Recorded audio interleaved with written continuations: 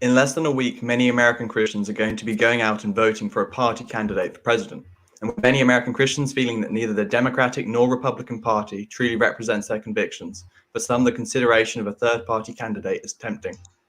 Here with me to debate over this subject is Carl Vollmar and Stelman, get my English right, Stelman Smith Jr. Carl Vollmar is taking the affirmative position, that is that in this election, as a Christian, it is okay to vote for a third-party candidate. He has spent 6 months doing missionary work over in Africa and has more recently been more active online, both in talking both philosophy and theology.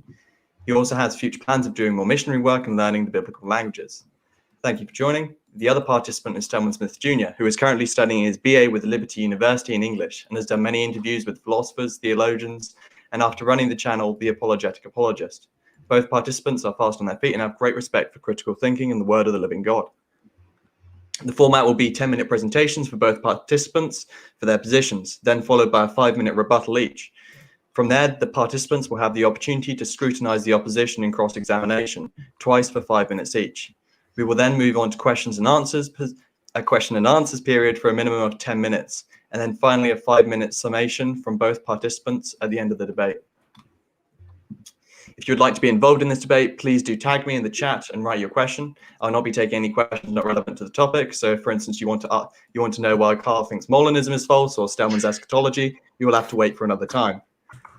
And if no one asks any questions, then I'll make up my own questions to each participant in as impartial of a way as possible. In terms of rules, there can be no butting into someone else's presentation segment, whether that be the opening statement, rebuttal, or concluding remarks. Only during the cross-examination period are the participants able to interact, so as to be fair to both presentations.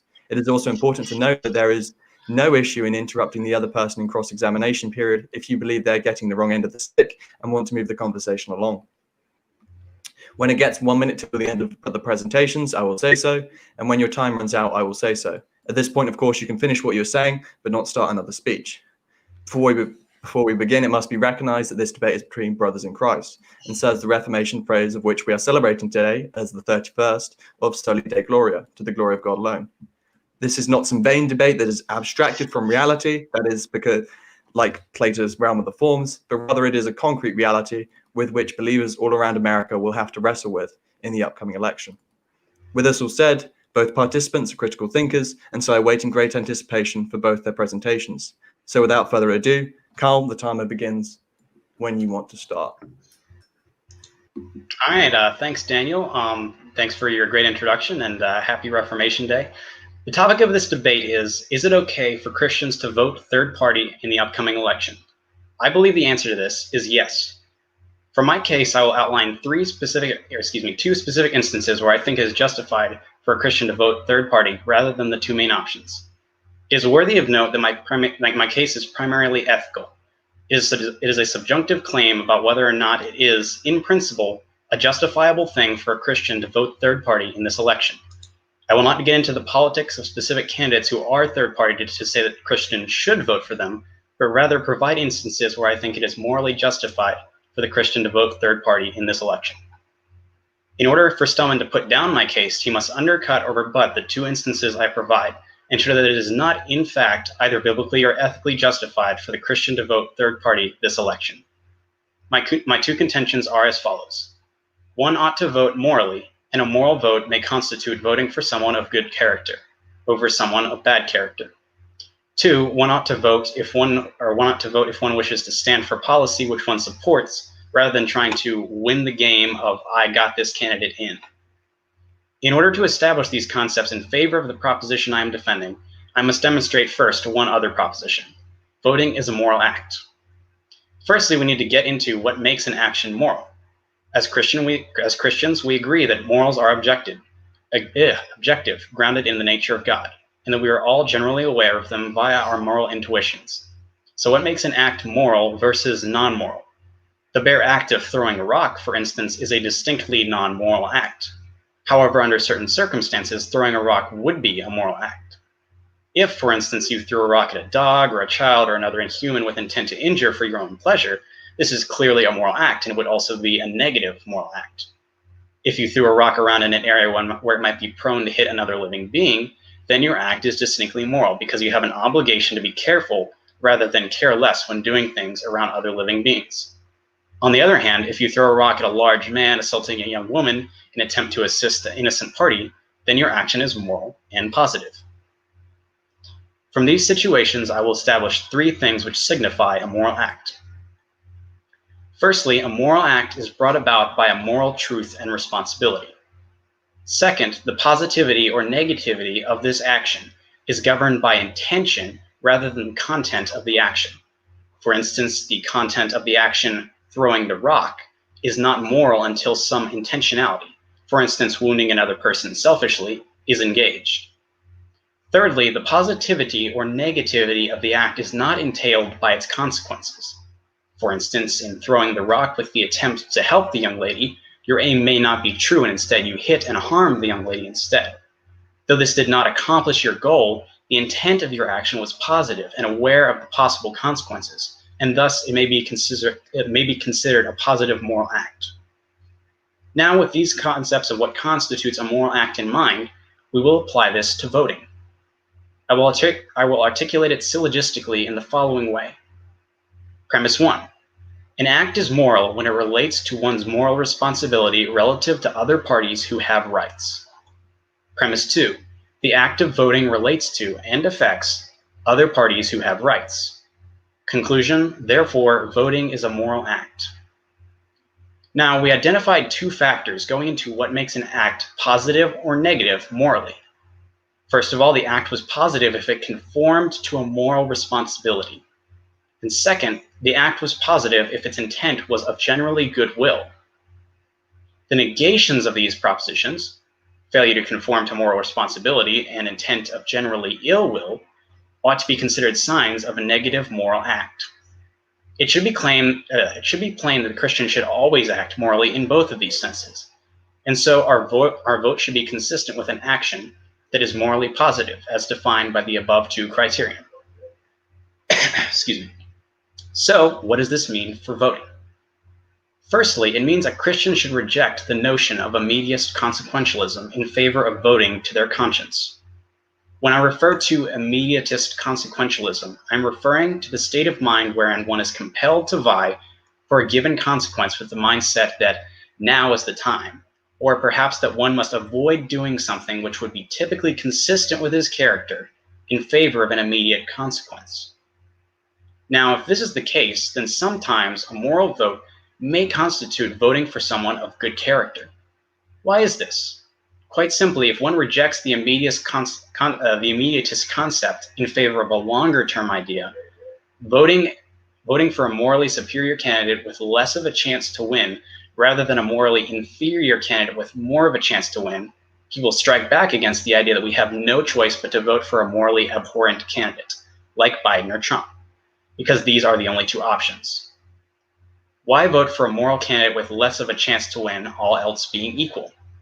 Because the office of the presidency is less one of act and more one of influence. The president is the figurehead of the executive branch and the nation. As we have seen since the time of presidents like Bill Clinton, the president has a strong moral influence. At the time, for instance, the moral inadequacies of the president justified some in their own moral inadequacies. His inadequacies were used to support their own inadequacies. If the president is a figurehead, voting for a moral figurehead encourages the people and is representative of our country and its values. Thus, one ought to vote in favor of a moral candidate. Secondly, it means that one ought to vote in favor of a candidate who supports what you believe is better policy. This stipulation is quite similar to the last. Voting for a middle-of-the-road policy will never reach the goal of achieving a moral positive political state nationally. Perhaps one feels that Trump has allowed violations of human rights on American soil, has handled the pandemic poorly, or has not cared for the environment. And perhaps another candidate supports one of these more strongly than Trump. If a human's goal is to improve national policy long-term, then this may constitute a moral act, and they may be justified to vote third party in favor of a better policy. To end my opening statement, I simply want to state that ultimately, we should vote for doing what is best for the long term of our country, and that it is important to consider the role and powers of the president when selecting a candidate, and understanding what constitutes a positive moral vote. Given what I have laid out here, I believe I have shown that I believe I have shown that in the right circumstances, a Christian can vote for a third party. Thank you. I can see the rest of my time.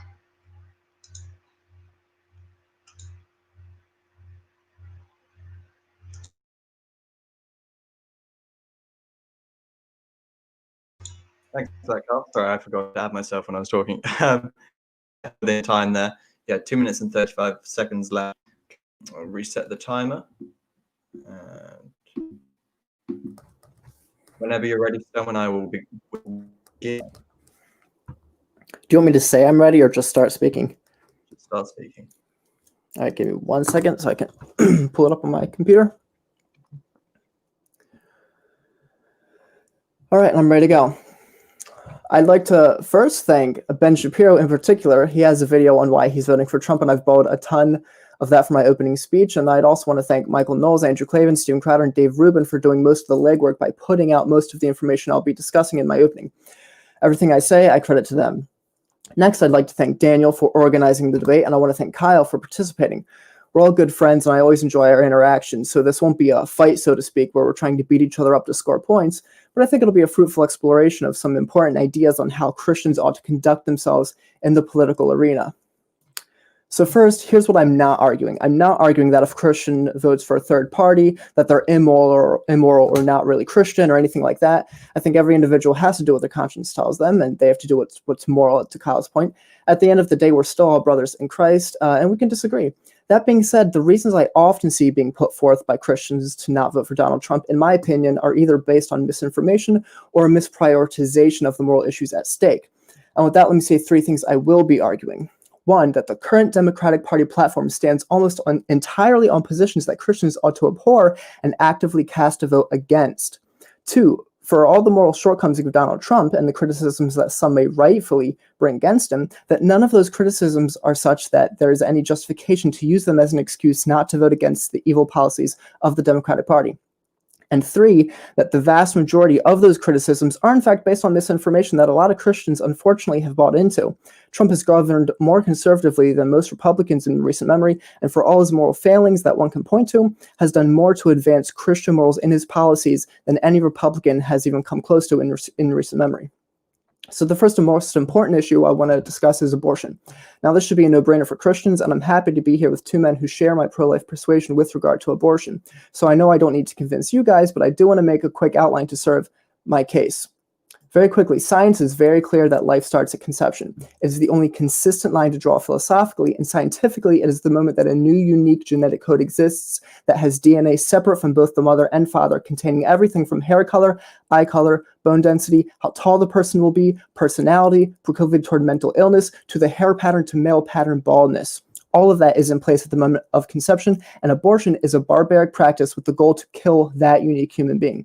Everyone can go online and find abortion doctors describing this process. Depending on the stage, you can be going in with forceps to grab parts of the baby and rip its limbs off, to later stage abortions where the doctor not only rips its limbs off, but also goes in and stabs a hole in the baby's skull to suck its brains out so that the head can fit through the birth canal.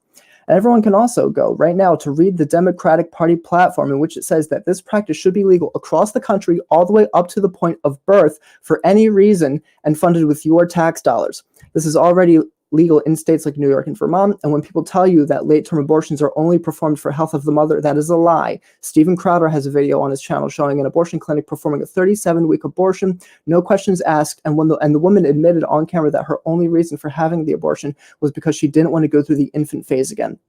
And the vast majority of late-term abortions are not done for reasons of health of the mother. More than 600,000 abortions are performed every year, and 10 to 12,000 abortions that are not medically necessary are performed between weeks 15 and 40 of the baby's development. Keep in mind, the unborn baby can feel pain at 10 weeks. One other thing I'd like to briefly mention about the Democratic position on this is something called the Born Alive Abortion Survivors Protection Act. Proposed in December of 2017, all this bill would require is that if a baby survives an abortion, that it be provided the same medical care by doctors that any other baby born would. Every major Democratic candidate voted against it. By the way, Kamala Harris actually supports after-birth abortion. It's not only Ralph Northam. Now let's contrast that with Trump's position on abortion. Trump is a man who at one time would have called himself very pro-choice, and nevertheless has turned out, in my opinion, to be one of the most pro-life presidents in American history. The March for Life began in 1974, the year after Roe v. Wade was decided, and no president, no Republican president, not even Ronald Reagan, had ever attended it. Not until we get to President Donald Trump do we have a president attend the March for Life.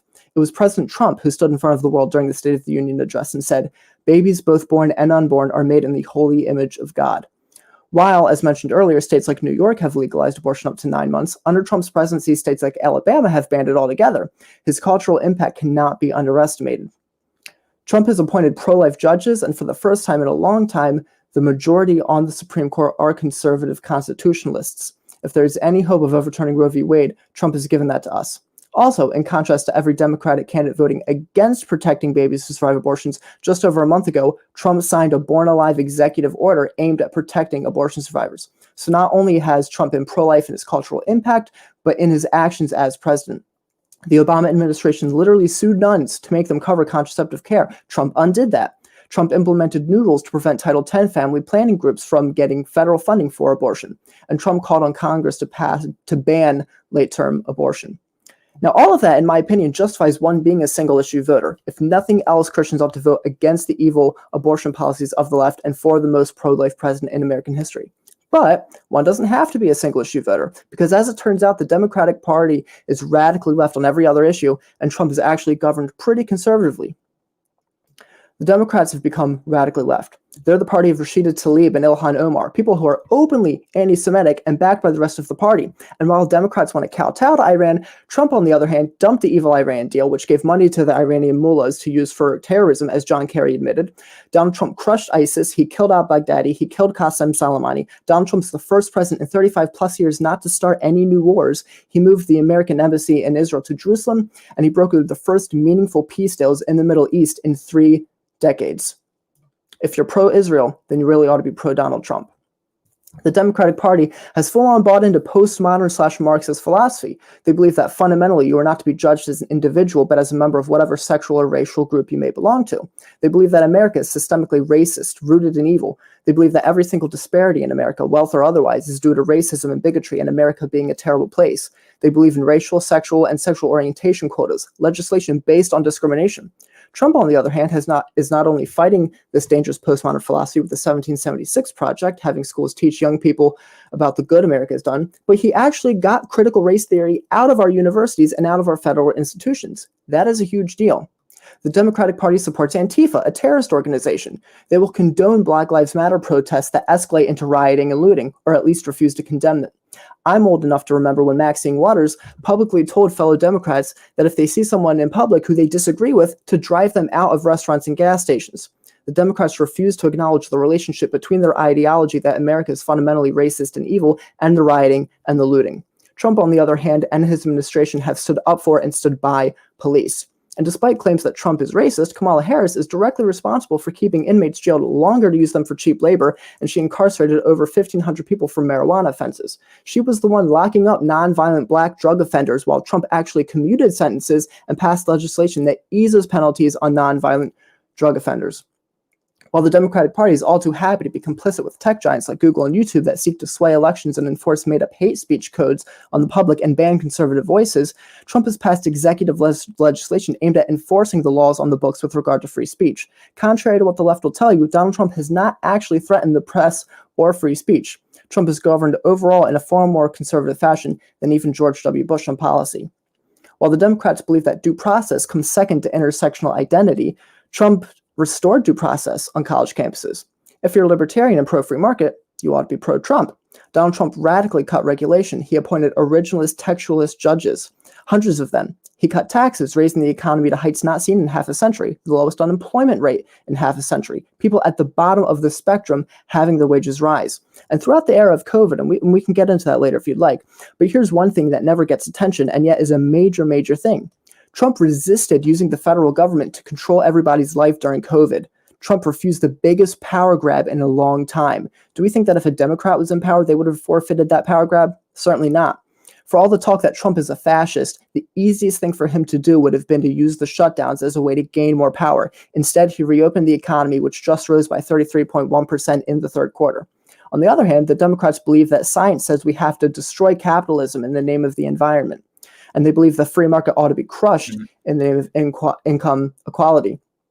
Democrats believe that your right to keep and bear arms should be all but non-existent. Many are unaware of a Supreme Court case named Heller versus D.C. Not a ton of attention gets paid to it because this conservative vote won, but the dissenting opinion from the Democrat judges was that the Second Amendment did not grant private citizens the right to own firearms to protect their homes. Let that sink in.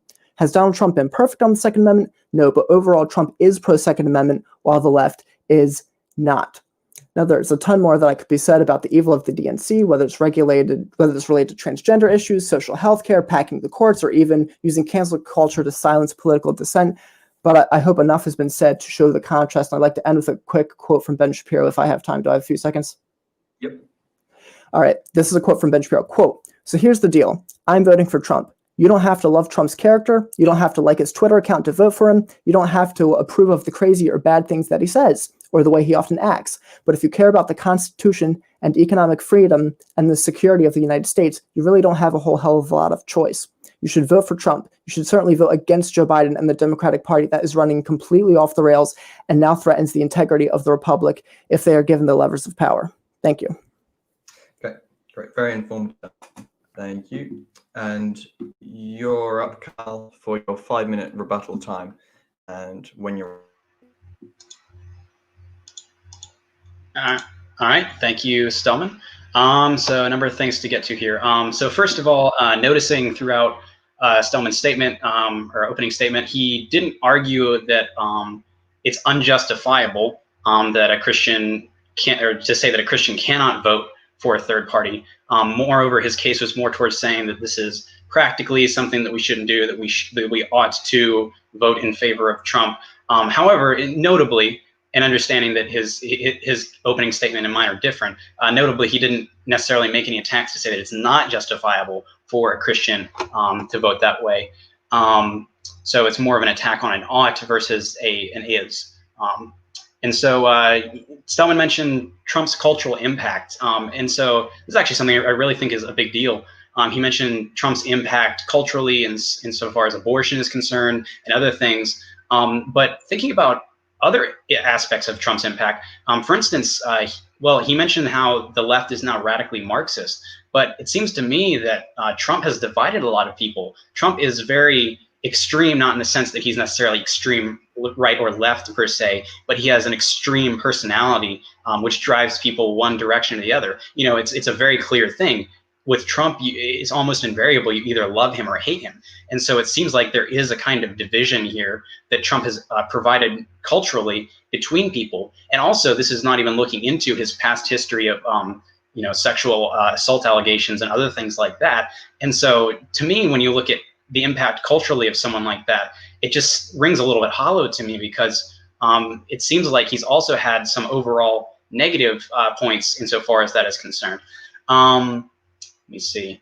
So Stelman mentioned all the justices that have been confirmed. And I agree that's great. But I think the biggest justice confirmation in the Supreme Court or is the ones in the Supreme Court, and he's confirmed 3 of those judges. 3 of those judges have been confirmed outside or in his current state of presidency. So my question is it relevant for us to now say, well, I guess it's possible that one of the other justices will die, and maybe that that if Trump's in office, that that just seems to me like this claim of sort of just running around and being if-then type of thing, more than to say this is something that we can concretely say if Trump is in office, then he will do. Because most of the Supreme Court justices, I believe it's now 6-3 conservative judges in favor of Democratic judges. So should we vote on Trump for his past actions? So let's talk about some things that let me see. So I guess I would say ultimately too, in favor of my own proposition, I would invoke the principle of double effect, something set forth by St. Thomas Aquinas. He said, an act or omission having a foreseen harmful effect that is inseparable from its good effect is morally justified if either the nature of the act or omission is good or morally neutral, or B, if the agent, or second, if the agent intends the good effect and not the bad effect, or if the good effect outweighs the bad effect and the agent takes all steps to minimize the bad effects. So in this case, someone can vote for third party with good intentions and be morally justified because they have the intention of goodness through this action. And I think more than that, I think the overall type of stipulation that I'm arguing for here is to say that we should be voting for a more long-term sort of look than just the immediate short-term type of look. And so that would be the good intent, which could potentially have bad consequences. I'm not going to say that it doesn't. I don't think the consequences are as bad as a lot of people are making it out to be, and that's something we can discuss later. But anyhow, those are my main stipulations in that regard. Let me see if there's anything else I wanted to respond to. I did actually just want to make a real thank you. I did want to make a real quick statement just so we can keep this in mind. Stelman mentions that it is worthwhile in this regards to be a one-issue voter. In some regards, I'm inclined to agree with him. As he mentioned, I am pro-life. But some of the main things that Trump has done, I think, like I said, the cultural effect aspect is kind of negated in my view. He has called for defunding of Planned Parenthood, some judicial nominations, but most of those are already done for, have already been finished. And then a lot of things have been done under his administration, but not done by him himself. And so I would just say that I think that it does seem like he's done some good things for abortion, but I'm not sure that I agree with the stipulation that he is the most pro-life president ever. But we can discuss that later. So with that, I can see the rest of my time. Okay, very good. You got 9 seconds left, Carl. Okay, and Stan, you are up for your 5 minutes when you are ready. And just to double check, oh, okay, no, you said 5 minutes. Okay, that was what I was about to check for. Yeah, tell me when you start it, and I'm gonna start mine too. That way I can keep an eye on my own time. Okay, I'm gonna line now. All right, so yeah, a bunch of things. So he made a point about justifiability to vote for third-party candidate, and I actually agree with many of the reasons he gave for why it would potentially be justifiable to vote for third-party candidate, but I would say none of those apply in this election. And I think even some of the things he said about Trump's cultural impact. Let me try to take these points in necessarily in order. He said Trump is polarizing, he's divisive. Yes, but I don't think that's immoral. When people talk about polarization being immoral, look, if someone is pro-abortion up to 9 months, taxpayer funded, I'm okay being polarized from that person. And I think one of the things that Donald Trump has done insofar as he's polarizing and divisive in that manner is, yes, he makes people be honest. He's forced the left into positions where they have to be honest about their positions. And yes, if someone is radical left on an issue like abortion, I'm okay being polarized from that person. I don't think polarization is immoral if it's the result of truth. So that would be the first thing. You talked about the 3 justices being confirmed, but then that's kind of already a thing. We don't have to assume it's going to be in the future. But yes, again, keep in mind that Joe Biden has not clearly answered whether or not he plans to pack the courts. And it seems that is the route the Democrats are taking, is they plan to pack the courts. So even if no one dies in the next 4 years, it's better to have a person Trump in office who's appointed pro-life judges, who's showed that he will follow the Constitution and the legal process as far as that's concerned, whereas the Democrats don't seem to be doing that. Voting for a good character. Yeah, I mean, again, even if you pointed to, say, a third-party candidate that had all of the ideal policies, they were pro-life, pro-free market, all these things, it's not the same as having a vote against the Democrats. And I would say in this specific instance, again, we need to vote for Trump, who's actually shown that he will do the things that he said he wants to do. Well, one thing people have complained about for a long time is that whether you have a Republican and you have a Democratic kind of up there, they're both just making empty promises. Trump is the first one to show that, no, these aren't empty promises. I'm actually going to follow through with legislation, with policy. And so yeah, I think our vote needs to accomplish 2 things. It needs to be for someone who says they're pro these policies, and we have reason to believe they're going to follow through on them, and against the Democrats, who again have evil positions. This isn't something to gamble with the abortion issue, to say Trump's already appointed these people. Well, look, if the Democrats get their way, again, they're going to be using our tax dollars to fund abortion up and past birth in some instances, depending on who you listen to. You said Trump is a figurehead. Bill Clinton, you talk about how the president has moral influence. Yeah, but that's not supposed to be the case. That's the thing. The president is supposed to be someone who is in a position, we hired him to do a job. And if Trump was hired to enact conservative policy, he's done that. The president isn't meant to be a moral influencer, someone who we look up to and try to act just like. But keep in mind the contrast, obviously, is Bill Clinton did those things in the White House. Trump did not. And that's a serious contrast. Yeah, you said it said in the right circumstances, a Christian can vote for a third-party candidate. Again, I think that's situational. I don't think that applies in this situation. I'd need a good, justifiable reason for why we ought not vote for Trump. And just saying he has some moral failings, to me, isn't a good argument when all of his policies, and again, even with some contrast that with someone who also espouses the same policies, Trump's actually followed through with them. Most other Republicans typically make empty promises just like everybody else. I do want to read this quote I have from Andrew Klavan that I think will kind of sum this up. And this is talking in relation to the GOP, not necessarily a third party, but I think it applies.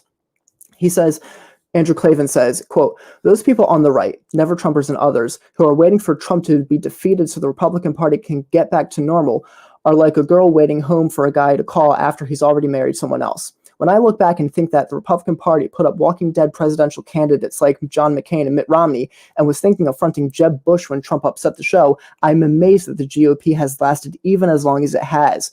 It was a party of self-serving losers so out of touch with its own constituency that it didn't see the Trump train coming even after it had run right over them. Trump understood the one thing necessary to win, which is that when you run against the Democrats, you are running against the media. And the media is the establishment. One of the many reasons I am praying that Trump wins re-election is that I want so badly to see our corrupt, arrogant, elite, and thoroughly useless news media crushed to atoms by his victory chariot so that a better, freer, more honest, and diverse news media can rise in its place. But if Trump loses, it will not only be because his chaotic and bumptious personality alienated people. It will only be because his chaotic and bumptious personality alienated people. He will still have proved that you can run an aggressively conservative campaign and ignore the identity mongering of a faux Marxist establishment and their press and win, with the media wailing all the way. And that fact should transform the Republican Party into a party that looks and acts like Trump but speaks more politely. If it doesn't and the GOP goes back to normal, there's not going to be a GOP for very long. It's been very good so far, apart from Carl's comment about Thomas Aquinas saint. We'll talk about that another time. Other than that, it's Reformation Day, so I had to. So 5-minute cross-examinations first, starting with Carl. To when you want to begin, Carl. Real quick, so I want to make a quick comment. So I don't think being divisive is immoral.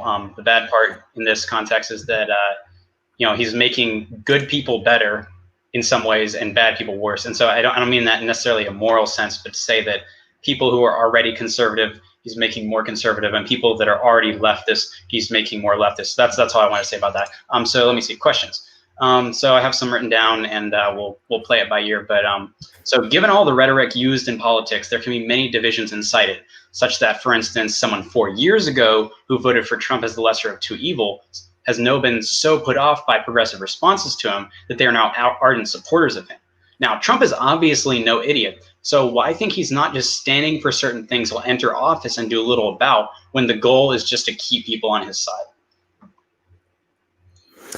You could argue that, and but I would need some evidence of that. I mean, it would be a purely hypothetical. I mean, everything to me, when I look at what Trump has done, if anything, it's the left that's made him more conservative. If anything, I think the Democrats actually had, when Trump first got into office, they had, if they would have just kind of played nice a little bit and said, hey, Trump, maybe you can compromise here and we'll stroke your ego a little bit here, they could have actually gotten a lot of him. But I think their constant attacking of him has made him say, oh, well, okay, if that's how it's going to be, then you know what, I'm just going to become more conservative. And it does seem from a genuine place, for all the moral failings of Trump, when I look at his rallies, when I look at some of the, even if you look at documentaries of his behind the scenes life and things he's done for charities, and if you look at certain issues with Al Closman and his family, I think Trump has some narcissistic tendencies, but I think he's a pretty good guy, and it seems that most of his policy is genuine.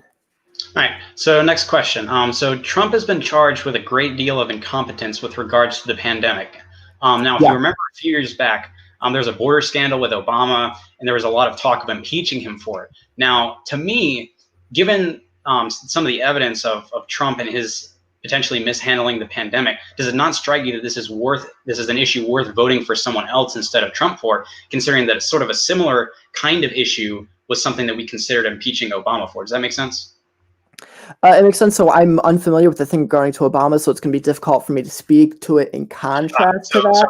So real quick, so the thing with Obama is that he allowed, as far as I'm aware, he allowed a bunch of people either on the border or over the border, as far as immigration wise, and it was considered very irresponsible by a lot of politicians, and there was a lot of talk of impeaching him for that purpose or because of his incompetence in that area. And so that's the thing. So the point being, it depends. I mean, it depends on what you mean by incompetence. It sounds like, and again, this is me speaking without having all the details and having studied. It sounds like that was borderline illegal if it violated immigration policy. I don't know if it did, but I don't think. Look, here's the thing. At the end of the day, what we're calling incompetence, we would really have to say, well, what we're impeaching him for is not perfect handling with an unprecedented thing that happened and that no president could have been expected to handle perfectly.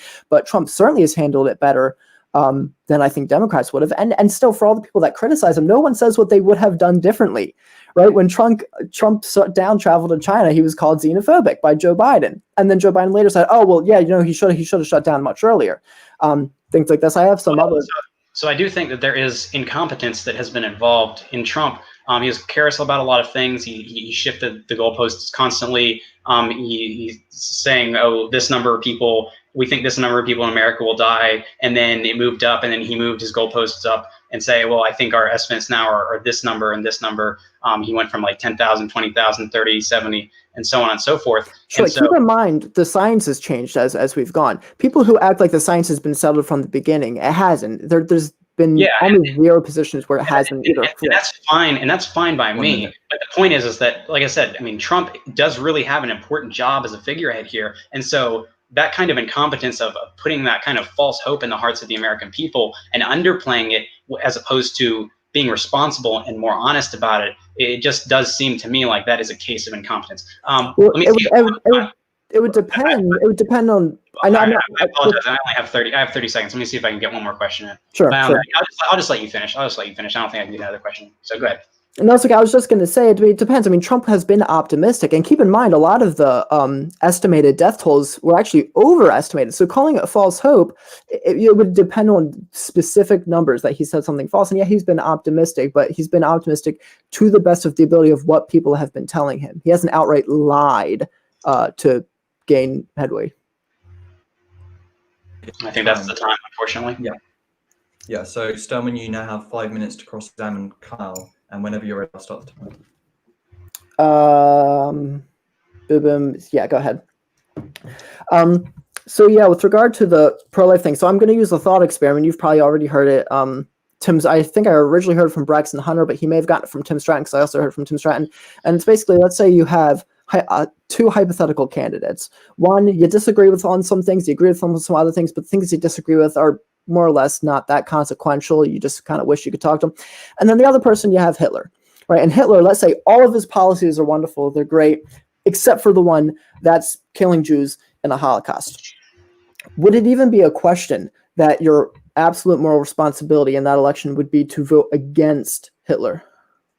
Well, I guess it would depend on how well the support is for that and stuff like that. Because also, I'm not sure that that's an entirely clear analogy, because I think when you're comparing abortion totals, which one thing I'm not arguing is I'm not arguing abortion is not an issue. I'm not arguing a lot of children have not been killed as a result of it. But I am saying when we're looking at abortion totals, one, as you said, there has been movement against that over the past several years. And also, when you're thinking about Hitler and killing the Jews, like that was a pretty like one fell swoop for the most part. Like that happened in a very short period of time with a lot of people. And so I'm not sure that the analogy is completely analogous, because the abortion totals would be more progressive. And so I think that is, it's good to trot out extreme examples, but I think that in this case, the example is not exactly analogous. So I would say that it just really depends. I think it's a more nuanced issue than that. To vote for instance, another pro-life candidate instead of to vote for someone like Trump. Well, I think it's analogous in the sense that, for example, if we talked about in that context a third-party candidate who was against the killing of Jews, but they had no chance of winning, it does seem to me that almost a moral failing to waste the vote on third party candidate and not vote against Hitler. And I do think it's analogous. You're right. I mean, for example, like if Hitler were literally running, there's not wide support from the American people or not. There's rhetorical value to the analogy, and I appreciate it in that regard. But when we're talking in these terms, I think there's other things that are important. Sorry, go ahead. Well, I mean, I think it's analogy. I mean, but here's the thing: we do have support from half the country for abortion from the entire Democratic Party platform. Tulsi Gabbard, who was against abortion in the third trimester, was seen as an extremist by all of her fellow Democrats for that position. So maybe I'll just ask straight out: when you have a party that is for more than 600,000 abortions and 10 to 12,000 between weeks 15 to 40 that can feel pain, all the way up till birth, taxpayer funded, is that not a moral imperative that we vote against that? And see, I'm not convinced that it necessarily is, because of things like the principle of double effect, where if you think that there is a long-term benefit to voting for another candidate in favor of someone like Trump, that I feel like that there is a lot of really, and also I think we have to ask the question too, is something like Roe versus Wade going to be actually overturned by the Supreme Court or by the Trump administration? Because nothing's really meaningfully, I don't think, going to change in that sense, unless something like Roe versus Wade is turned over. And so I would say we would need strong reason to think that that's a possible option before just saying that, well, this is what is going to happen if this candidate's voted, and this is what's going to happen if this one is. Okay, well, but do we have any strong reason to believe that a third party candidate would be able to make any headway in the abortion that Trump has not or could not do? Well, what do you mean by that? What do you mean by the phrase what Trump could, well, whatever?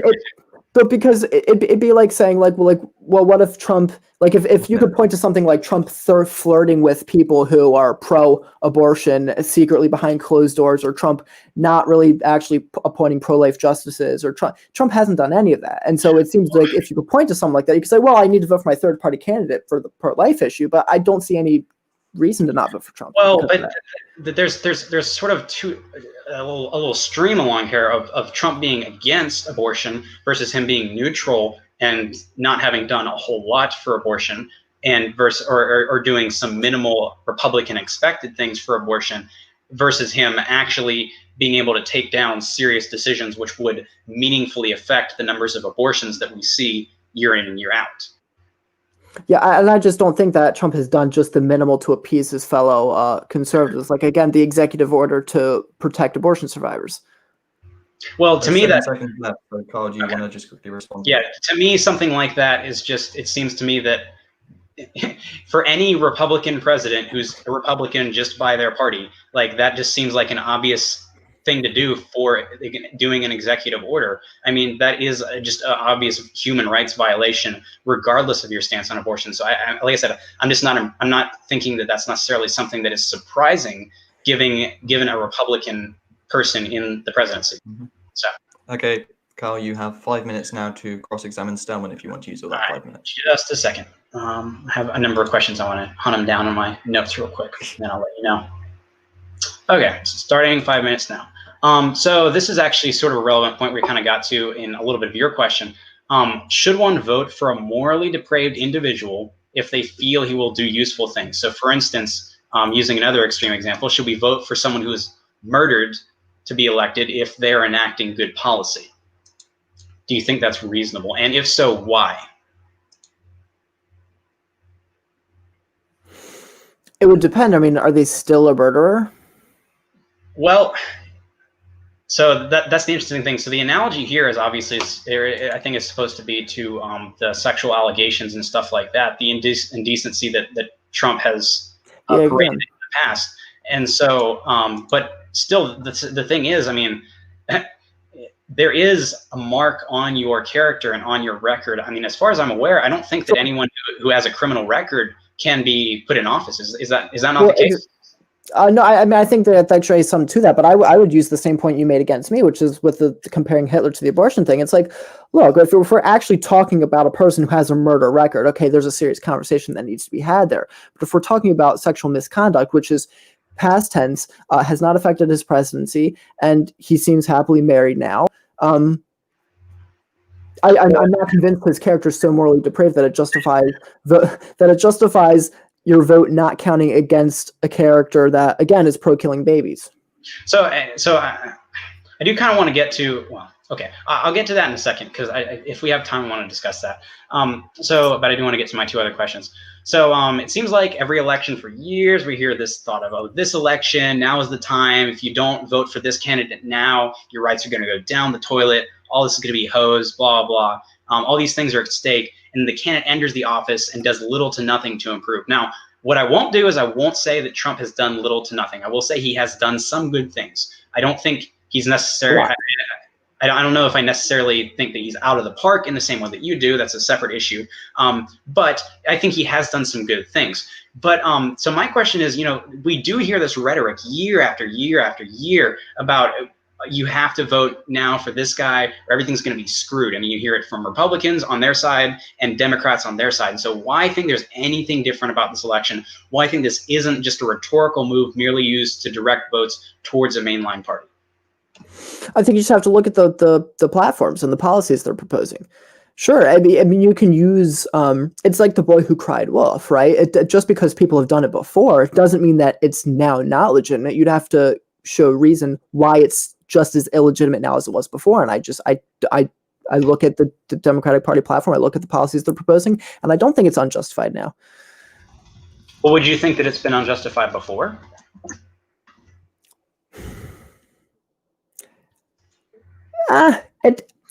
Perhaps less. There was a less extreme. Yeah. There was perhaps a less extreme Democratic Party that needed to be defeated before. But I would say it was still somewhat justified. Well, to your point about the divisiveness and polarization in the country, it just has never been extreme as it was now. Yeah. So, okay, one last thing. So now abortion is important. You and I both agree. Obviously, the debate is not for who I'm voting for, but more about situations where I think a Christian is morally justified to vote for the party.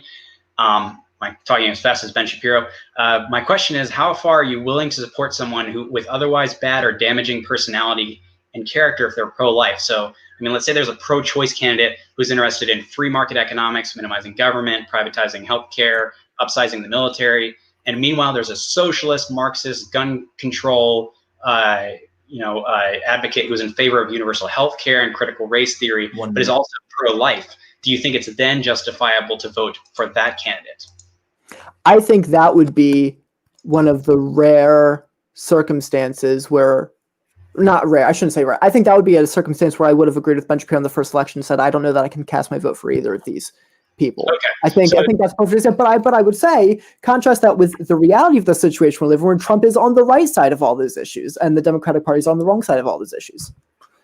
Well, and so I guess I would have to ask you, like, you seem to think that there's a tipping point. So where is this tipping point? And I guess you already went into this a little bit. Well, why should it not apply to Trump? Why should this sort of thing not apply to Trump?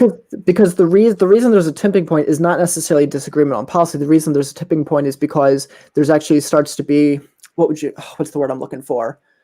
A comparable comparison in the amount of lives lost. So this person who's maybe pro free market, but is for abortion. Okay, there's lives lost in the case, but then you look at where we know socialist regimes go to, they also end lives. So when it comes to, maybe there starts to be a relevant comparison of the number of lives lost. That's what it is. It's not just, oh, this person disagrees on taxes or something.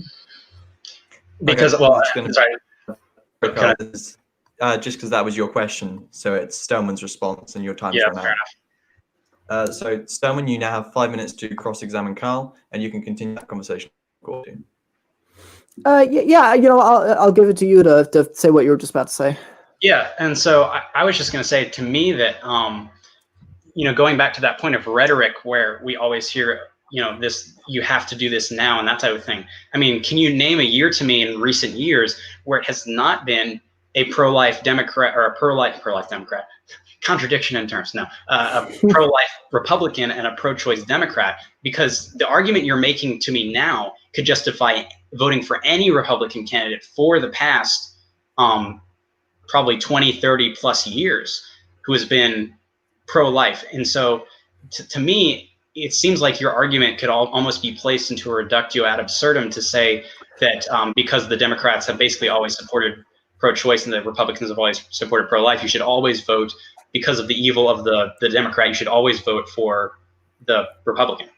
I think someone could make that case. I think it clearly has been seen at certain extremes. Like, we would agree that there's an inconsistency, right? Philosophical inconsistency when the Democrats said safe, legal, and rare. But at the very least, there could have maybe been some compromise at that time socially, to where we could have maybe got some middle ground. And so maybe you could have justified voting for, say, a Democrat who's willing to make compromise on this, whereas a Republican who was going to make the issue so extreme that it somehow resulted in more polarization and abortions.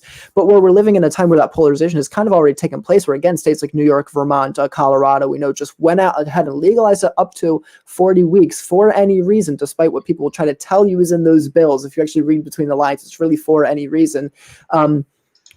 Yes, now I would say the time is so extreme that it's like, well, okay, I'm just going to vote for, so again, someone who I believe is the most pro-life president in American history, not just because of his legislation, which he did not have to pass that thing, because keep in mind, that is where the logic of pro-abortion leads, is to believe in babies after abortion is to die. That legislation was not necessary. It also wasn't necessary for him to go to the pro-life march. Again, no Republican president in history ever did that. That wasn't necessary for him to do. I think Trump is pro-life, and I think that we need that right now. All right, so it's your time to ask questions. I would respond to that, but it's your time to ask questions. So it's.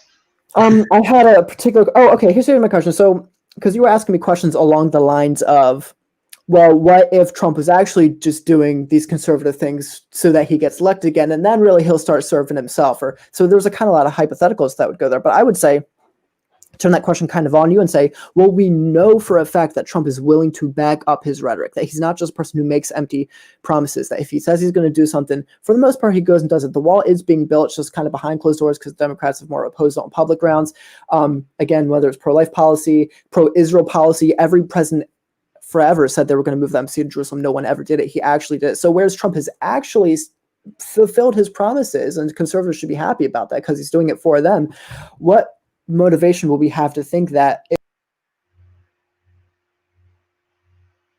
through and not just make empty promises like both Republicans and Democrats have done? Sorry about that, Stelman. Sorry about that. Daniel was cutting you off. Oh. Sorry, repeat that. Oh, how much of that did you miss? I heard most of it until like the last 20 seconds of it, or last. Okay, I was going to say, so whereas Trump, we know Trump has a record of making a promise and then fulfilling it, and conservatives should be very happy about that. Why do we have any reason to think that if we say we voted in a third party candidate who said all the right things, wouldn't just be making as many empty promises as past Democrats and Republicans have both made? Well, so you would be asking the question of why I think that that's not the case of third party candidates? Is that what you're asking? Well, I would just say that it seems to me, at least on a level of personal psychology, that when you're looking at a third-party candidate, they know that they have less of a chance. It's not impossible, but they have less of a chance to get voted in. And so it seems to me unlikely that if a third-party candidate actually wanted to get elected, that they probably would not be third-party. They would probably be trying to be mainline voting or main party voting. It does seem to me, even if you look at extreme ridiculous examples like the Green Party, which I think are ridiculous, it does seem those people are doing things on principle rather than for any power grabs or anything like that. I'm not saying Trump is necessarily power grabbing. I'm just saying by contrast, it seems like they are more centered on principle than anything else. Otherwise, they would not be third party. Dan, do I have time for one more question?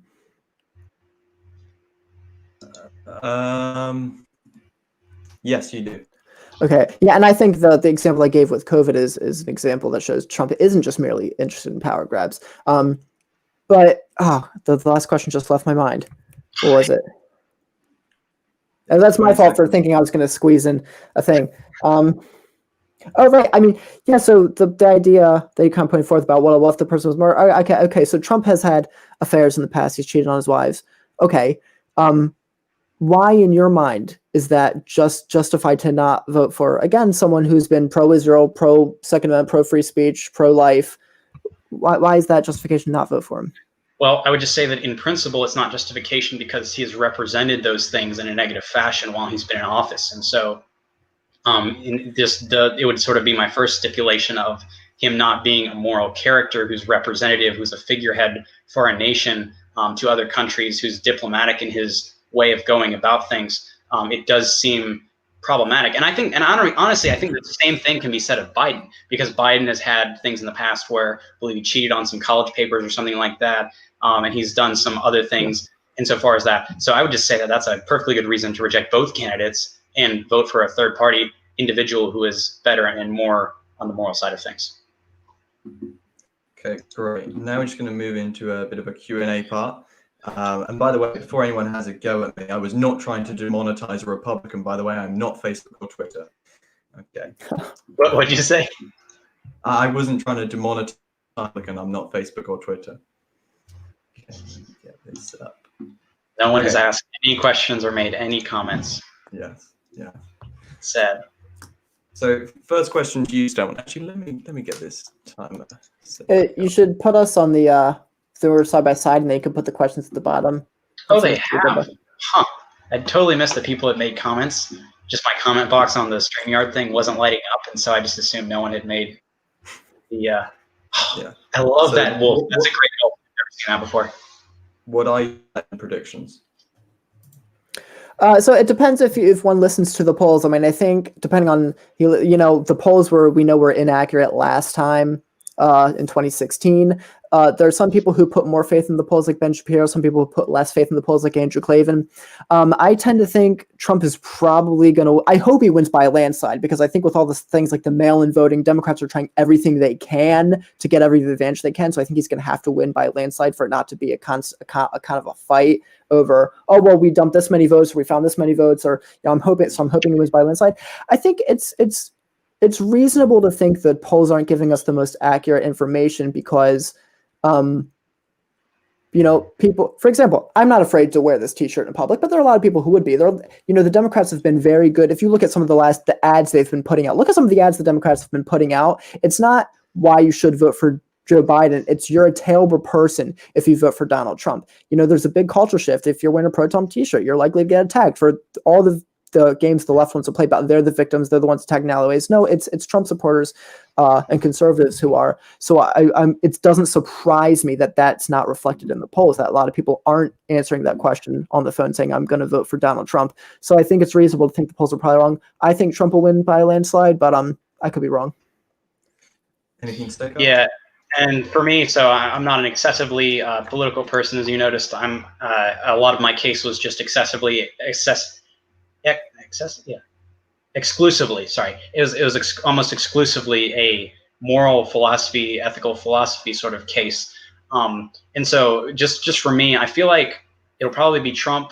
I think it'll be close, not necessarily quite as close as last election, but I do think it'll probably be close. So. And I think this raises an important question. It might be good to talk on for just a little while, which is in terms of parties getting elected in middle ground. So pose this question to you, Stelman, and then I'll pose it towards Carl in kind of the other direction. So Stelman, wouldn't the Republican Party start swaying as it tries to gain the middle ground? If it either loses this election or gains the election, you have to move towards that middle ground to get the voters which are indeterminate. In doing that, I think it will start to lose more of the Christian policies of the Republican Party. So isn't it a better idea then to get a position which doesn't have that ethical flux to it, that has a firm foundation to it, like others arguing? So you're cutting in and out, so I had trouble hearing that. Were you asking me that if the Republican Party, if Donald Trump loses this election, that what the Republican Party should try to do is move closer to the middle? I'm not sure exactly what you were asking me. Yes, can you hear me better now? Yes, you're louder. Sorry about that. I was moving side to side while I was thinking. So of course the different parties have to get around, right, the middle voters. So the question is seeming there's a decline, at least in traditional conservatism or the Republican views, don't you think to move towards that more middle ground, a lot of the Christian principles found within the Republican Party will be lost?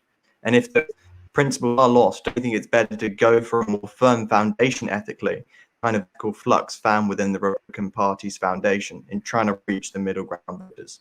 Did you hear that okay? Or? Yeah. I think if I'm not answering it fully, it's because I misunderstood some parts because there was a little bit cutting in and out.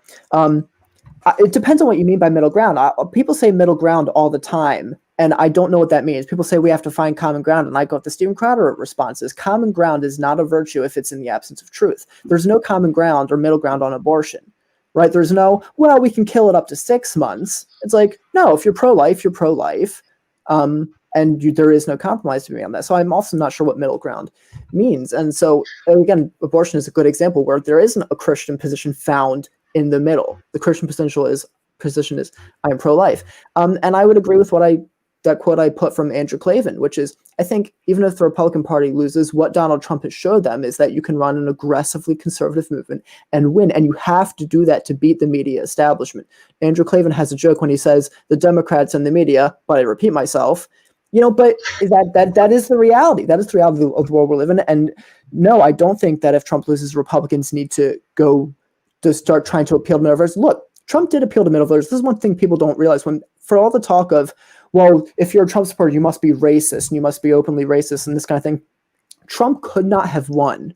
You can check Steven Crowder's sources for this. Trump could not have won if enough of the people who had voted for Obama in 08 hadn't turned and then voted for Trump. Those people didn't suddenly become racist. So these are people, if they voted for Obama and then switched and voted for Trump, Trump did appeal to those middle of the ground voters. They wanted to drain the swamp. They wanted to vote against the typical establishment. And that's why I agree with Andrew Klavan that the Republican Party, they need to act like Trump, but be more polite with their rhetoric.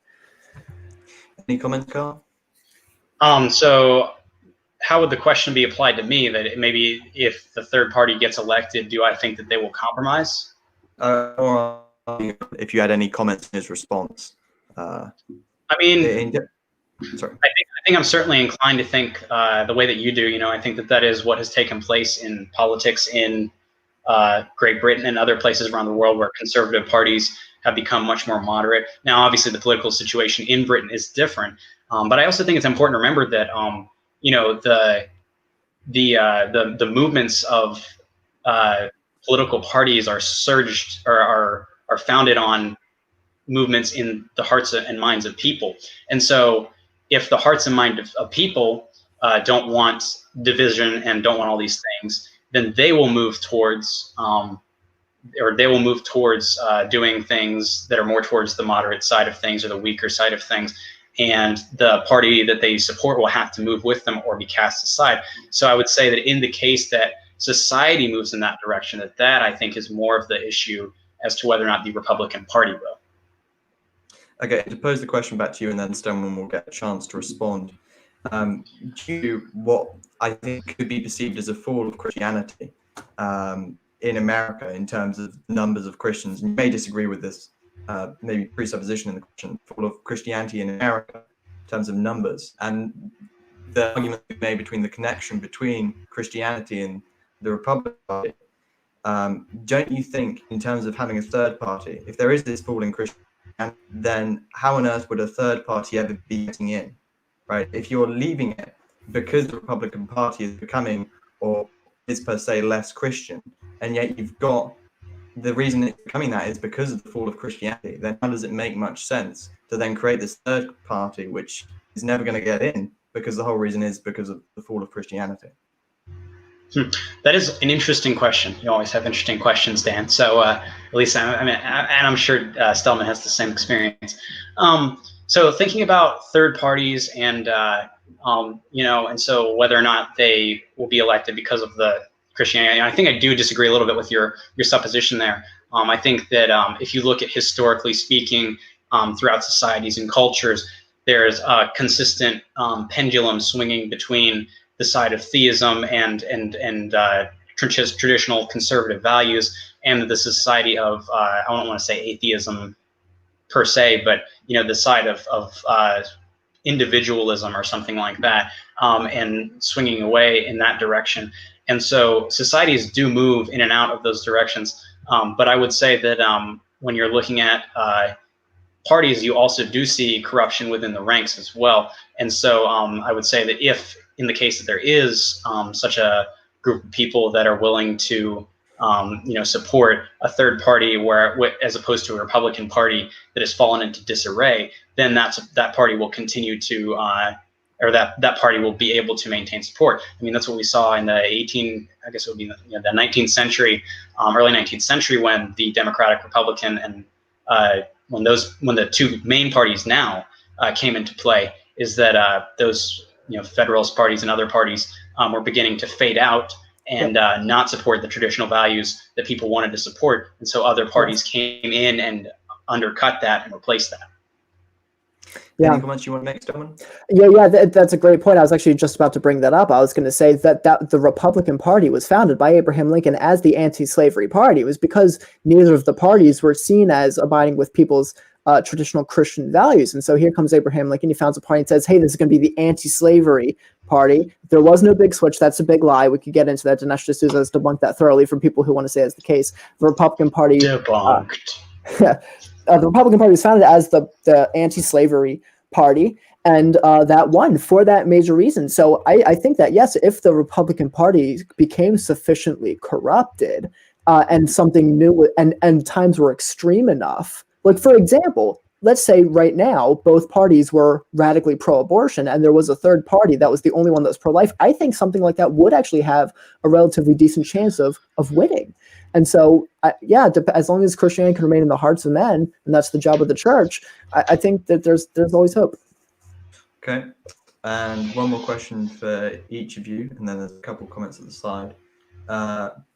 So, Carl, you said that in every election, they say something along the lines of, like, this is really important, like, this is the ultimate election kind of thing.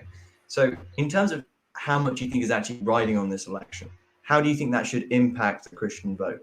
Because, of course, some people would argue, because there is so much riding on this election, we need to therefore vote for the Republican Party, right? How kind of add to that and kind of bring into focus more how much is actually weighing on this? And I guess this is probably a big place where Stelman and I would differ. I just don't see that much of a difference between, I think, and I'm willing to admit there's some, because I think both, and the same with last election, I think both of these two elections have been involved with some really bad candidates. But I think also, if you look at how bad the two main party candidates have been for the past two elections, that I think that that's a good enough sign to point in the direction of saying that we need to seek out other candidates and other parties that are going to be, being more successful and better about things. Because when the Democrat Party's sole motivation is putting Donald Trump out of office, no matter what the cost, then there's no good selection on either side. And again, I remember our goal here in voting, we are privileged as Americans to vote for someone who is willing to support our values and our policies and stuff like that. And so the fact that Donald Trump, one person, is deciding both potential candidates is a little bit bothersome to me. And so I would say that I just don't think that there's that much more riding on this election than any election over like the past 30 years. And I think that that would be a place where me and Stelman part ways, but I think that is the case. Yeah, so I think this is a key difference. So Stelman, would you like to talk to that? Yeah, I don't think pointing to some of the moral failings of Trump is sufficient reason to think he's as bad as people say he is. I mean, he's not racist. He's not a fascist. Those things that supposedly always said there's good Nazis and bad Nazis, it's not true. Anybody who can, go find the original video knows it's not true. So the fact that he's cheated on some of his wives and, again, as Christians, we need to call that out. And that's one of the great things about Ben Shapiro is he's been really good at praising Trump when he does good stuff and calling out when he does bad stuff. I'm not saying that we should, cheer Trump and sweep all his moral failings under the rug. No, we should hold him accountable. But I don't see those things, again, because the president is not meant to be our idol for emulation. He's meant to do a job, and to the extent to which he's done his job, he's done it very conservatively, and I would say advanced Christian morals in his policies. And then as far as the extreme, look, yeah, the Democrats have always been, say, relatively pro the same policies they are now. But I would say, yes, it has been heightened to an extreme lately, especially them full-on embracing Marxism, socialism. They're full-on the party of Bernie Sanders now, right? They're pro-socialist medicine. If you look at the Green New Deal, which was supported, this is just completely just destroying the free market and the economy in the name of the environment. Again, they got... ironically enough, some of the things like not having due process on college campuses, that a man can just be thrown off from the accusation of rape with no due process. Trump restored due process. I mean, there's a ton of stuff that you could go on. I do think it is more extreme now. Okay, one more question for you, Stelman, and then Carl, you'll get a chance to respond. So a common thing that's brought up in terms of Donald Trump is this phrase in scripture, which is "by your fruits you will know them." This idea that kind of what is in the heart comes out of the mouth. How would you respond to this kind of objection that says, well, okay, maybe it looks like from the outside he's doing all these good things. Sorry, maybe it looks like these policies are good, but some of the things he says, some of the things he does, they seem to be quite immoral. And as it's what's in the heart comes out in the mouth, we're not going to be wanting to vote for such an immoral character. And Carl has talked to this a bit, so it'd be good for you to give a fleshed out response, maybe talk on that verse as well, and then Carl can come back in and give his response. Oh, so that was to me. I'm sorry. I thought that was Carl. Yes, yeah, that was to you, Stelman. Well, I would say your very point. By your fruits you shall know them. The fruits are his political policies and his actions, not the words he says, not the yes, he hurts himself with his tweets. He hurts himself by just going off the cuff and not thinking through all the things he says. But of course, if you would go by just like CNN and then MSNBC, you would think that the only things he says are just these kind of bumbling, idiotic, not well thought through things. And I would say if you watch his rallies, you watch a lot of the speeches, that it actually turns out that those things are a small portion of what he says. That Trump has had some great moments. Well, there was a time he was giving a speech on Mount Rushmore, and it's going to hurt me because I can't recall it to memory. But I say Trump has had some very good rhetorical moments that I think rightfully pointed out the evil behind some of the policies of the Democrats and the direction our country needs to go in. And again, I think his policies and his actions are his fruits. And so, yeah. What would you say to this then, Carl? Yeah, and I would just say that it does seem like we have a president who has some serious moral failings, and he has enacted some good policy. I'm not going to deny that, but also you can say, I mean, there are Democrat presidents who have enacted good policy. Now, obviously, I think Stelman would disagree about the comparison. That's fine, but just to say that it does seem like there is something to be said for character being reflected in the words that come out of your mouth and stuff like that, and the way you think about things and the way that you say things. Ultimately, I do think Trump is an immoral person. I think that also that he is probably as immoral. He may be worse than most politicians, but he's probably as immoral as most politicians are. He's not as good at hiding it.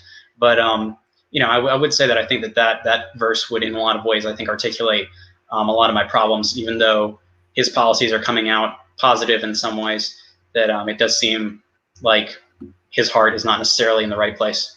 So. I just want to mention Josh Capiro in the chat, who's saying that Stelman should go bold, change my mind. And I think it should be agreed on, but he has to grow a long beard as well so he can do it properly. Yeah. Yes. Agreed.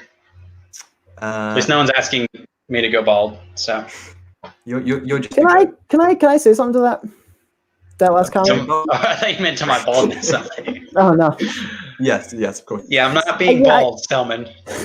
I would say something that's quite obvious is Trump has only had stuff to lose from doing this. I think all humans have their faults and have their sins on some. I would never say that one human.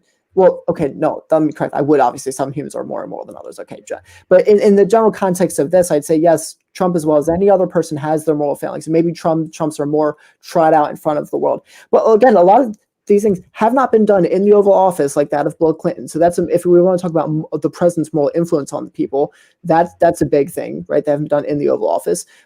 As Christians, we believe in redemption, right? So I'm not saying that means that doesn't mean we sweep things under the rug, but it does mean, okay, he's moved on from cheating on past wives to now he's married to one woman. He's acting good policies and needs to be praised for the good things he does. And again, he's only lost from this. His moral character has been attacked at every turn. He's lost money. So whereas probably a lot of politicians are in it for the money, Trump's clearly not in it for that reason. He said years ago before he ever ran that if he ever ran for president, because he saw the country needed somebody to step in and do some good things. And so it does seem at least, yeah, sure, you can probably point to some bad motives on him, but I think there's plenty of good motives there too. In being fair, I think Carl should get the chance to respond here, and then any other comments should be left down for the closing statements. So Carl, do you want a chance to respond? I was going to, and then I just lost my train of thought. I guess I would just say, well, do it. You can go straight into your statement if you want, and then if you I think I'll just do that. I'll just do that. So I actually don't have anything particular written down, so I'm going to go a little bit off the cuff. Is there no more questions in the chat? I mean, there's The programmer Trump is to being King a hoser David. in the chat. There's compared Trump to King David. I mean, If you want to respond to that, compared to Trump, I wouldn't try. Yep. I wouldn't compare many people to King David. you know, yes. I wouldn't either, but yeah, let's just not go down the road. There's some And then things there I could was say, but let's not go down the road. Yeah, there was another one about the severity of mail voting on the election, but I thought that kind of got away from the subject a bit. So Yeah, a little bit. Mm-hmm. So It's gonna be a huge thing. No, I'm just kidding. I wouldn't be surprised, but actually, no, I wouldn't say that. Stelman didn't Got get to my be joke. I was so impartial. sad. Okay. Yes. So you have 5 minutes for your closing statement, Carl, when you're ready. All right. So in conclusion, today I made a couple stipulations about when I think it is moral for a Christian to vote third party. I think if one or if one is going to vote morally, a moral vote may constitute voting for someone of good character, and that one also vote if one wishes to stand for policy which one supports. And so ultimately, as I mentioned, we do live in America where we have the ability to vote for a bunch of different candidates. And we do see that I think there is a lot of rhetoric. I do believe that there's a lot of rhetoric that has pointed people towards supporting mainline candidates over third-party candidates who may be better qualified. And so I would just say that ultimately I think that we should vote for the person we think is the best candidate, as opposed to voting for someone who is or voting for someone just because we don't have another chance with anyone else. And so one quick thing I did want to put this in here. So I wish I found the statistics when I was doing my research, and I was trying to find a citation today and I could not, but it was an article on whether or not you should support the lesser of two evils. And so there was a study done in 2015 or 2016, and it said that 49% of the population identifies as independent. And so I would say that that is a good reason to think that if this rhetoric were put down and put away, that a third-party candidate would have a good chance of getting in, because they're only, average of 25% each or something like that voting for mainline candidates. And so it does seem to me that with that separation of vote, a third-party candidate would actually have a chance if we could put a lot of this rhetoric aside. And so in conclusion, I do think it is morally justified to vote third party. I think I provided some good reasons to think so. And that is it. And with that, I will yield the rest of my time. Thank you, Stelman, and thank you, Daniel, for moderating. Great. Thanks for that, Carl. That was really good. And Stelman, you're up with 5 minutes whenever you are ready. Yep, let me just get my timer ready, because that way I know not to go off too long and too many tangents. Yeah, whenever you're ready to start the time, I'll start mine. Go. Yes, I actually didn't disagree with a whole ton of what Kyle said. I think there are certain circumstances that would justify voting for a third-party candidate, namely the circumstances he laid out. I would just say we're not in those circumstances. When Trump has been very conservative on all the policies he has, when he's enacted, I would say, Christian rules in his policies as he has, I don't think saying, yeah, but he's cheated on some of his wives is a justifiable reason to just throw all of that out. And especially when you have the opposing party who's very, again, pro-abortion up to 9 months, anti-Israel, pro-Marxist policies, anti-due process for college students, the list goes on, supporting rioting and looting. I don't think that's a justifiable reason in those circumstances to vote for a third-party candidate. I think the immorality of Trump is greatly exaggerated, although that doesn't mean I'm sweeping things under the rug. And I'll put something out. No one else could have done the job Trump has done. This is one of the things that was kind of implicit in the quote I wrote from Andrew Klavan. I voted for Ted Cruz in the primaries in 2016. I was anti-Trump for a lot of the same reasons most other people were. But when I look back on what Trump has done over the past 4 years, when he's fought the media establishment, I do think he was the right guy for this job at this time. I don't think Ted Cruz could have done what he did. I don't think Ben Carson could have done what he did. And I certainly don't think any third-party candidate could have done what he did, which is he fought the media in a way. And yes, that does he have certain moral failings in the fact that he's brash, that he's rude, that he's bombastic? Yes, but ironically, it took someone with that. We couldn't get the good without the bad. It took somebody with those characteristics to be brave enough to fight the media the way he did. To, again, he was the one, for all his moral failings, he was the one who stood in front of the world, the State of the Union address, and said, babies both born and unborn are made in the holy image of God. He was the one that did that, not someone who we would have looked at and said, yeah, it doesn't have all the same moral failings. So yes, I think Donald Trump was the right guy for this job. At this time, I do have, I want to be clear, I'm not taking credit for this. A friend of mine shared this on Facebook, and he actually shared it from one of his friends, so I'm not taking credit for this, but I did quite like it. And it says, a vote is not a Valentine. You're not confessing your love for the candidate. It's a chess move for the world you want to live in. And I quite like that because, you point out it was people in 2016 were voting for the lesser of two evils, and I would say they were justified in doing that. They weren't confessing their love and saying they supported all of Trump's moral character, but they were saying we want to make a chess move for the world we want to live in, for the future we want to live in, particularly within regard to the Supreme Court, which is why I pulled the lever for Trump against Hillary. And yeah, I would say and now we're in a position to say that now we're in the same position of the lesser of two evils. I just don't think is wrong. I think a lot of stuff was unknown about Trump at the time. And I would say now, fast forwarding 4 years in retrospect, with all the things we do know about Trump's presidency, the good he's done, I think it's certainly a grave understatement to say, yeah, Trump has done some good things. He's enacted some good policies. Go look at some of the videos from Ben Shapiro recently he's done on this. It's unprecedented what Trump has done. Again, the move the embassy to Jerusalem, killing al-Baghdadi, killing Qasem Soleimani, killing the Iran deal, brokering peace deals between Israel and the UAE. Then you look at the tax cuts, the deregulation. But for me, the pro-life policy is a big thing. Just to say this is something that we would expect from any conservative candidate, I just don't agree. He's gone above and beyond in showing, and I think that also speaks greatly to, we want to talk about Trump having an immoral character and changing. For Trump to go from someone who described himself as very pro-choice to being the first president to attend the pro-life march, I think not only speaks to Trump's honesty to change his mind on the issue, but it also speaks to the message from the pro-life position that it can change minds, that it is powerful, that the Christian message there can impact individuals' hearts. I think if it can even impact someone like Trump, then it can impact anybody. And yeah, I have a minute, 45 seconds left. I'm trying to think what to say in conclusion.